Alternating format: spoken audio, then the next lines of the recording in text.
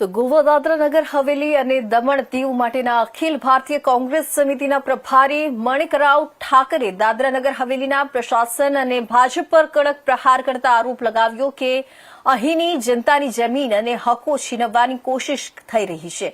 પ્રદેશ કોંગ્રેસ સમિતિ રચ્યા બાદ યોજાયેલી પ્રથમ બેઠકમાં હાજરી આપવા સિલવાસા આવેલા ઠાકરે આ જણાવ્યું કે કોંગ્રેસ જનતા સાથે ઊભી છે અને અન્યાય સામે મોટું આંદોલન ઊભું કરવામાં આવશે। તેમણે પ્રદેશ કોંગ્રેસ અધ્યક્ષ પ્રભુ ટોકિયાના નેતૃત્વની પ્રશંસા કરતા કહ્યું કે તેમણે સંગઠનને મજબૂત બનાવવા સાથે જનતાના પ્રશ્નોને જોરદાર રીતે ઉઠાવ્યા છે। ઠાકરે આરોપ લગાવ્યો કે આંદોલન દરમિયાન પ્રભુ ટોકિયાની ખોટી રીતે ધરપકડ કરવામાં આવી અને તેમના પર ખોટા આરોપો મૂકવામાં આવ્યા, જેની કોંગ્રેસ કડક નિંદા કરે છે। ઠાકરે કહ્યું કે 1971ના જમીન કાયદાનો હવાલો આપી પ્રશાસન સ્થાનિક લોકોની જમીન અને મકાનો પર સવાલ ઉઠાવી રહ્યું છે।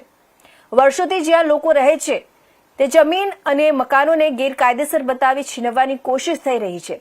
તેમણે આરોપ લગાવ્યો કે પ્રશાસક પ્રફુલ્લ પટેલના નેતૃત્વમાં લોકો પર દબાણ બનાવી તેમની જમીન અને મકાનો કબજે કરવાની કોશિશ થઈ રહી છે, જેને કોંગ્રેસ કોઈ પણ કિંમતે થવા દેશે નહીં।